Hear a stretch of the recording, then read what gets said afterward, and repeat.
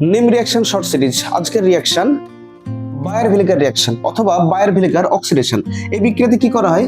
এই বিক্রিয়াতে মূলত কিটোন থেকে এস্টার প্রস্তুত করা হয় in presence of peroxide.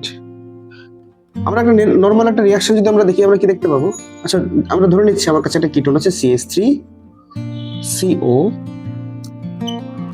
CH CH3 CH3। ওকে, তাহলে এখানে কি হয়, যদি আমরা কোনো একটা পারঅক্সাইড যদি নিই, তাহলে এখানে তারা যে প্রোডাক্ট তারা কি তৈরি করবে, খুব সিম্পল। আবার এই কিটোনটাকে কিটোন আকারে আমরা খুব সাধারণভাবে আমরা লিখব,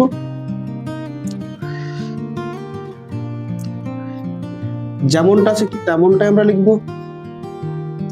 লেখার পর কি করব আমরা, যেখানে আমাদের কার্বনিল বন্ধনটা আছে সেই কার্বনিল বন্ধনটার যে কোনো একটা দিকে আমরা কেটে দেব, কেটে দিয়ে সেখানে কি যুক্ত করবো, আমরা একটা অক্সিজেন পরমাণু আমরা যুক্ত করবো। তো এটা হয়ে গেল আমাদের একটা এস্টার, যেটা চার্জের প্রোডাক্ট আমরা পাবো।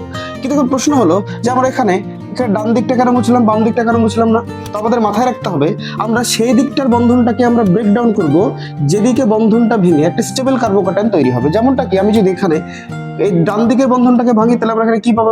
এখানে আমরা অ্যাজ এ কার্বোক্যাটায়ন আমরা কি পাবো?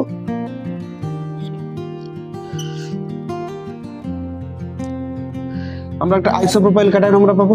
ওকে, কিন্তু যদি আমরা বাম দিকটাকে যদি ভাঙতাম, তাহলে এখানে কি পেতে পারবো? একটা মিথাইল একটা ক্যাটায়ন পেতাম। বলি তো কোন ক্যাটায়নটা বেশি স্টেবল? অবশ্যই এটা বেশি স্টেবল, এটা হচ্ছে কম স্টেবল, কারণ এটা হচ্ছে কি, এটা 2 ডিগ্রি, এখানে কোনো ডিগ্রি নেই। এটা আলফা হাইড্রোজেন কটা আছে? 6টা আছে, এক্ষেত্রে আলফা হাইড্রোজেন নেই। এটা যেহেতু এটা স্টেবল, তাই আমরা এই দিকটাকে আমরা কেটে অক্সিজেনটা যুক্ত করব।